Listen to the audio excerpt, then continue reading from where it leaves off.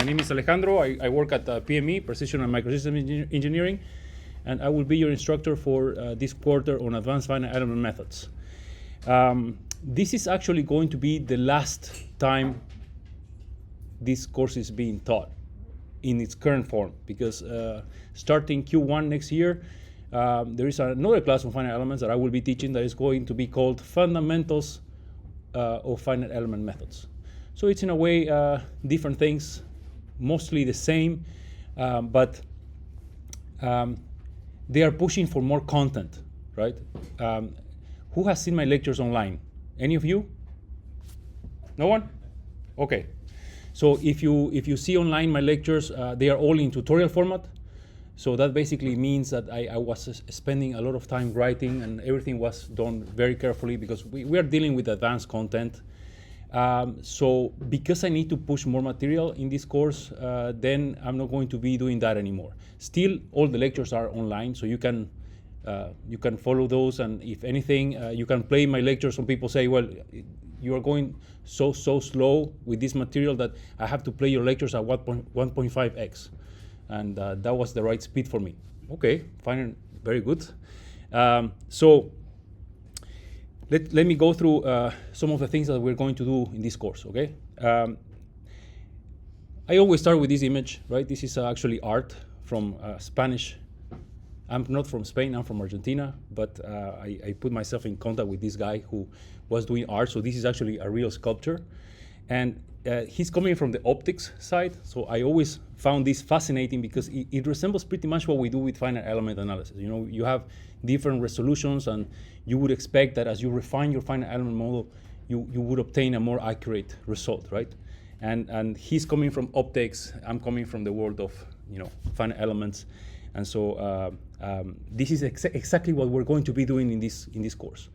So we're going to be looking at two types of finite element methods. The so-called H version of FEM, where you improve your approximation by making your mesh smaller and smaller and smaller, right? Pretty much this image. And we're going to be looking at PFEM, and PFEM is where you increase the polynomial interpolation order to improve the approximation, right? While keeping your mesh more or less fixed. So this is the outline, right? We're going to, again, be dealing with two finite element methods, and we're going to start from the very beginning. So for those of you who have never had any class in finite element analysis, we're really starting from zero. So who has ever had a finite element analysis before? Yeah, well, that's the vast majority. Who actually coded finite elements? 1, 2. Aerospace is good, right? At this? Which is? Chalmers. Okay, that's Sweden. Yeah. Okay, great. Most of us don't know anything about finite elements. We just know how to use a software package, right? And in a way, this class is going to teach you finite elements to the point that you can actually code this yourself. And if you know about how to do this yourself, essentially you know how every finite element software works. Yeah? So in a way, I'm going to teach you, or I'm going to give you that ring to master them all, in a way. Yeah? So you're going to be able to do Abacus or ANSYS or COMSOL or any other software package because you understand the inner workings of the finite element method. All right? So, of course, in order to do so, you're required to have some programming knowledge. Some programming knowledge. So who has never written a line of code here? Oh, this is great news. Everyone has coded on something. Who has written code in MATLAB? Yeah, okay, the vast majority. Python? That's very good. No, but it's very good still, because many years ago I asked this question every year, and the number of people who actually code in Python has increased, which is good. Who knows anything about Julia? Yeah, I think that's the future, guys. Julia is the future. Actually, I'm changing. I've been developing finite element software in my lab for more than a decade, and we are using Python, and we are realizing that, yeah, Python it's amazing. It's super nice and easy to use and so friendly and so readable and everything. But yeah, it has some very, very big issues when it comes to performance. So I think that the Julia language provides this balance between performance and easy to use. So if you happen to find a way to learn Julia during your master's studies, I would strongly recommend it, if you are really, really into computational work, okay? So because most of you have learned how to program, right? This course is going to be easier than for other people. Who has never written, again, a code line? No one. So if you know how to write code in MATLAB, that's very good because you already know how to program, okay? You just need to learn the syntax to do it in Python. And I will talk a little bit about this programming in a few minutes. So again, we start from zero. We start from a one-dimensional mechanics bar. For those of you who followed the nonlinear mechanics class, you will find that some of the things that you will see today are pretty much the same as those in the nonlinear mechanics. So you have already some feeling for what I'm going to teach. So we start from the strong or classical form for which you actually can solve the exact solution of a problem. Then we are going to look at the variational or weak formulation, right? We normally say that it's very hard to find the exact solution of a problem. So it is very good if we can cast the problem in a different form so that we can actually get a solution. So because for many problems, it's better to have some solution than no solution, okay? And that some solution is like, okay, how good is it? And that is what we're going to learn in this course. We're going to try to understand how we can see whether a solution that we get from a finite element software makes any sense. Because everybody who has done some finite element modeling gets a solution, but do we have a clue how accurate it is? Most people have no clue whatsoever, okay? So that's what we're gonna learn in this course. So in a nutshell, I'm going to show you how we can obtain an approximated value of the exact strain energy, right? And we're gonna use that number to do something called convergence analysis. And we're going to know the theory, we're going to understand that there are some problems for which we have very good convergence rates. Yeah, there's some people outside. Yeah, I see that. Hi, no problem. No problem on the first day. Okay. Yeah, there is another one. Yeah. This video needs some editing, right?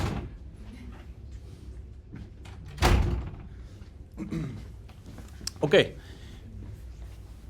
So I was telling you we're going to learn how to see whether our solution makes any sense by doing convergence analysis. So when we know the theory, we understand that there are some problems for which the finite element method should converge at a certain rate, right?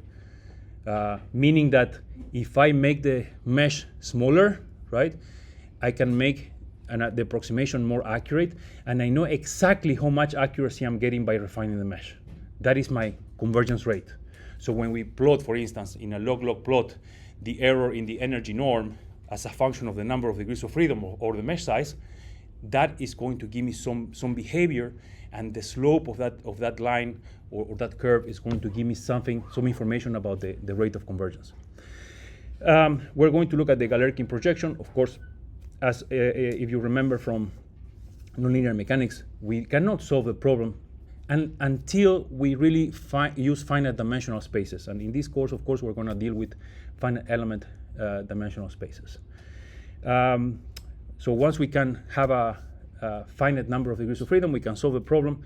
We're going to look at some theoretical aspects of the finite element method, the orthogonality of the Galerkin error.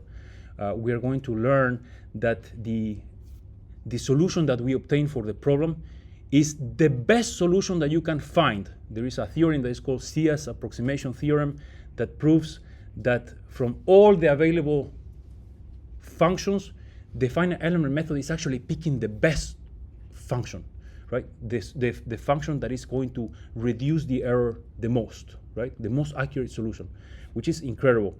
Maybe if you recall, I said this also in the nonlinear mechanics class. This is really, to me, one of the most incredible inventions in engineering, right? The fact that this method can pick the best solution from an entire space of functions, right? You have infinite functions, you pick the best one. This is one of the most incredible things. Of course, I'm very biased, right, towards this. So we're going to look at the finite element discrete equations, then the isoparametric mapping, right? Because we want to be able to deal with integration of these elements, right?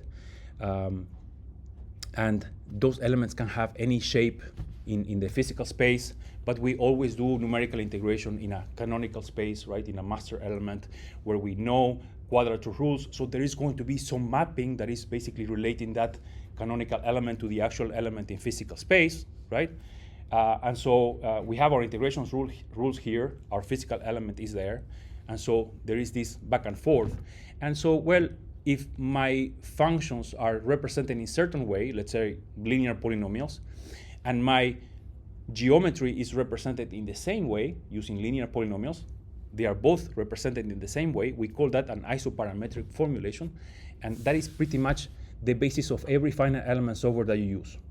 They all use isoparametric formulations, okay? That is not the only type of formulations. You have subparametric or superparametric, depending on how you approximate the geometry, right? And actually, PFEM is a subparametric formulation because we keep our geometry at a lower interpolation order than our fields. We will talk about that as well. And of course, once we do everything in 1D, we're going to move to higher dimensions because everything that we learn for the 1D extrapolates very nicely. For those of you, again, in the nonlinear mechanics class, you saw that, you know, a few subtleties here and there is pretty much the same idea, all right? So we do strong form, weak form, discrete form, and then we move to the PFEM. So up to that point, you have some prior knowledge during the class of nonlinear mechanics. Of course, we did something really, really basic. We didn't really go into the details in that class, and that's what we're going to do here. We're going to really get into the details. At some points, the discussion is going to get a little bit mathematical, but don't be scared. I'm not going crazy in mathematics, so this is really an engineering course, okay? But it is nice to have some idea on some of the concepts, mathematical concepts, because whenever you read a paper, for instance, or some published work, and then they talk about finite elements in a certain way, well, you really want to understand what they are talking about. So for the PFEM, as I said, PFEM is essentially that other method that is really, in my opinion, underexposed, right? Most of the softwares that you find are dealing with the H version of FEM, where, again, you improve the approximation by reducing the mesh size. But the PFEM keeps the mesh fixed and then improves the approximation order. And you don't have many softwares out there that are actually using PFEM. I know that COMSOL has a quartic polynomial discontinuous Galerkin element implemented that is used for wave propagation. But other than that, I don't think there are any mainstream PFEM formulations out there, which is a pity because, as you will learn, PFEM can be extremely efficient. For the same number of degrees of freedom, you can get a much lower error. And that is incredible about PFEM. Of course, there are extensions. There is a HP convergence because if you think that you can improve the approximation either by reducing the mesh size or by increasing the polynomial order, well, you could also combine both, right? And then you have what is so-called the HP extension, right? Where you do both at the same time. We are going to look at the types of problems. So problem classification, again, there are problems that are nice. There are problems that are so-so, and then there are the nasty problems, right? We're going to learn about those. And then we're going to learn the theory about them, how the finite element method is supposed to converge in those problems. And we're going to focus a lot on the computational aspects, meaning you guys are going to program this. Well, not really from zero. Actually, the first edition of this course, I just gave students pseudocode, right? Very simple pseudocode that they would have to interpret and then translate that into any programming language. And how many people you think they finished the first edition of the course? You know that? Yeah, Two. no, So, three. three? No, No, two. There were two people. So it didn't go very well. So then I said, okay, maybe I have to change something. So from the second edition, I actually give you a piece of code in Python that is almost fully functional. Fully functional. In a way, there is a little bug somewhere, right? So you have to, track something, figure out what's going on. But I have good news because have you heard how this class is graded? Yeah? There wasn't no linear mechanics, so yes. And I read the study guide. Okay, well, we have a report at the end, right? The thing is that I didn't ask for deadlines, ever. And this is good and bad, right? It's good because, well, I really cannot give a deadline to people because you come all with different backgrounds, different programming levels, right? And so I thought, well, maybe giving a deadline is not really fair, right? Since you have someone who has been coding from age 12 and another one who just starts to code. And I thought, well, maybe that's not a good idea. That's a good thing because I had people giving me the report 3 years after they took the course. Which is great because, what do I want? Well, I want you guys to learn the material, right? So if you take 10 years to learn the material, but you still learn it, I have no problem whatsoever about it. The problem is that there are people who really take 3 years to learn the material, right? And that is actually not so good because if you don't put a little bit of pressure, and effort, and then this never happens.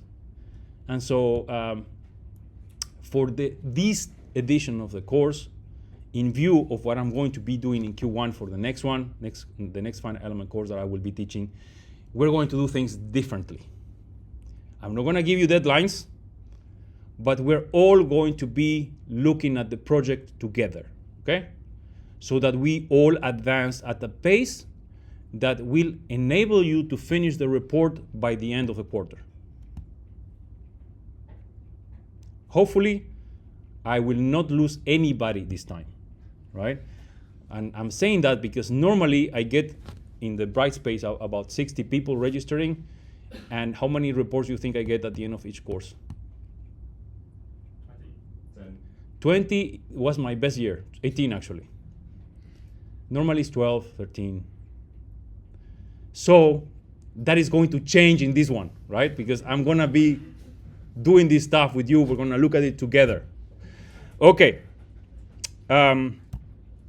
Please feel free to interrupt me as I am going through the introduction.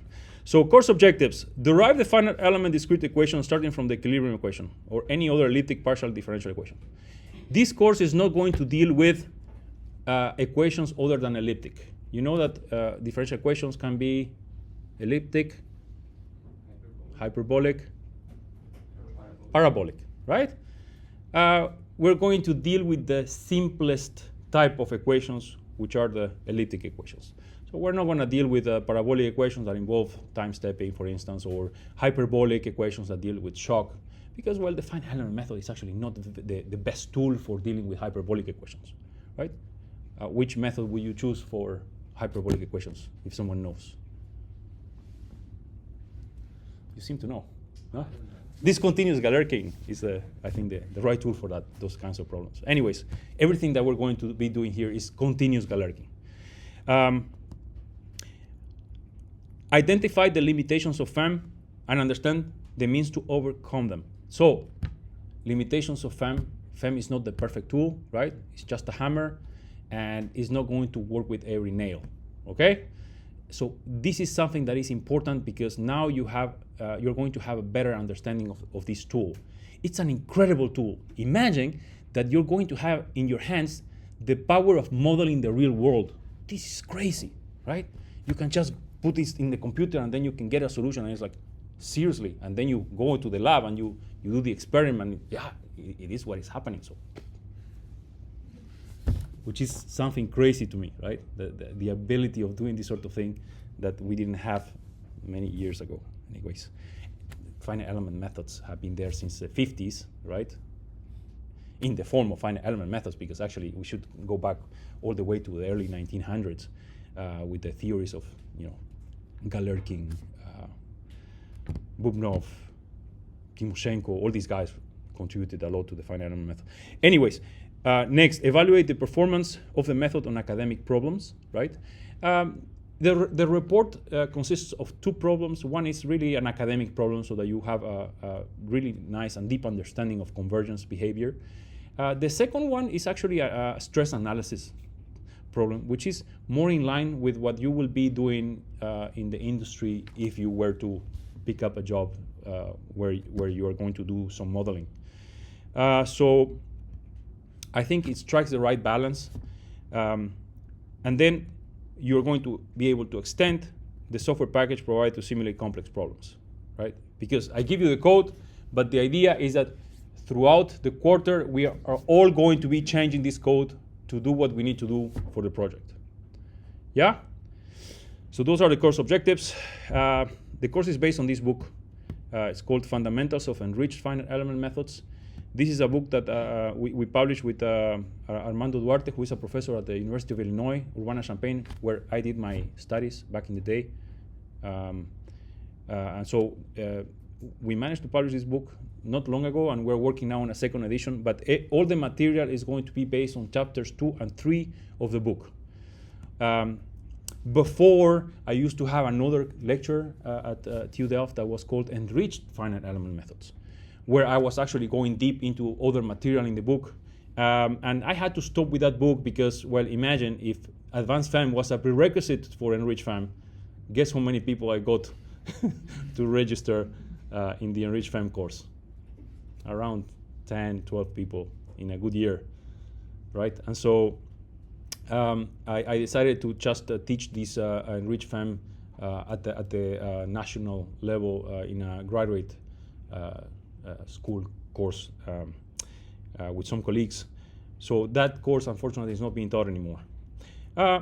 But we are still doing a lot of research on these enriched finite element methods, and so I have a few students working on them.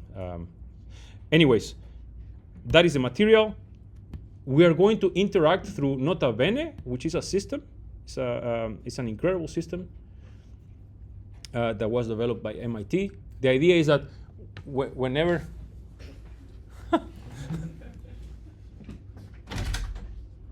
seriously? Okay. Yeah, and traffic or trains, right? I don't know. So, of course, here we're going to talk a lot, but in the offline, we can use this system. So the chapter 2 and chapter 3 are there. By the way, you can all download the book for free. I strongly recommend you to do so. It's a nice read. Of course, I'm biased, but it's free anyways.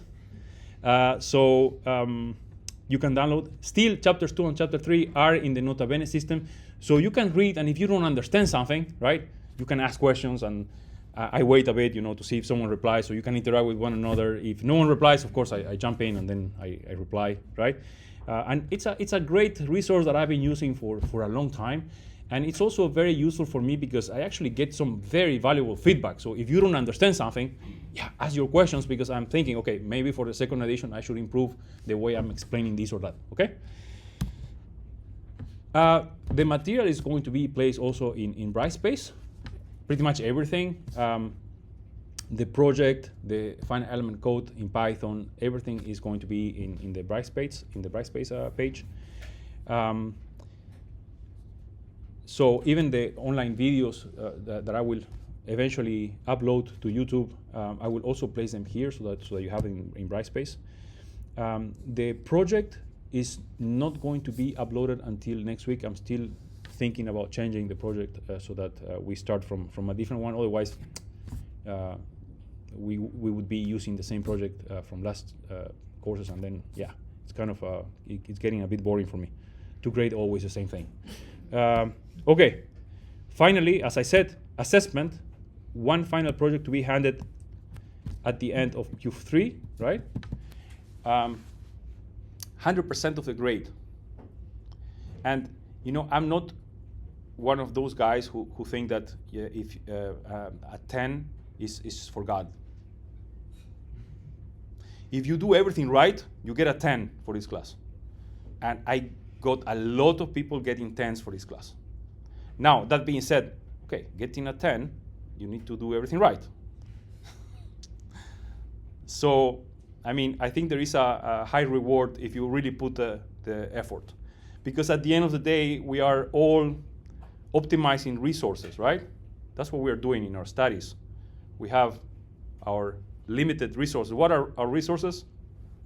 Time, energy, right? Sleep. Yeah. We have a baby at home, so that's a very valuable resource once you start having family. Yeah, so if you invest the hours, then you can get a really nice reward, because I do value things. Sometimes a student goes really beyond what was asked, and I'm like, wow, this guy got a 9, but he actually managed to code this whole thing in Julia himself, right? And I didn't ask for that. Yeah, I'm gonna give him an extra point for that. He got a 10. I have cases like this.